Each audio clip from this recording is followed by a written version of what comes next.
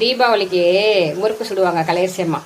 முறுக்கு சுடும்போது என்ன செய்வாங்கன்னா, நாங்கள் எல்லாரும் போய் பக்கத்தில் உட்காந்துப்போம். விறகடுப்பில் சுடுவாங்க. அவங்க ஃப்ரெண்ட்ஸு அது பலகாரம் சுட்டு தரத்துக்குன்னே பாட்டியெல்லாம் வருவாங்க. அவங்களுக்கு ஒரு காசு கொடுத்துடணும், டீ கொடுத்துடணும், குடிச்சிட்டு பலகாரத்தை சுட்டு கொடுத்துட்டு போயிடுவாங்க.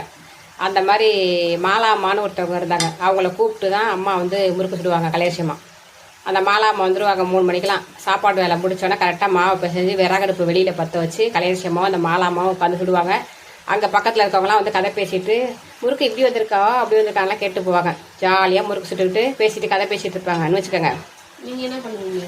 நான் என்ன பண்ணுவேன்னா, அந்த முறுக்கு வந்து வெந்து பாதி வேகாத பாரி அதை போட்டு பார்ப்பேன். அந்த முறுக்கை இந்த இப்போ போடுறாங்க பாரு முறுக்கை, இந்த மாதிரி கலையரசியம்மா போட்ட உடனே அரை வேக்காடை எடுத்து சாப்பிடணும் அந்த முறுக்கை.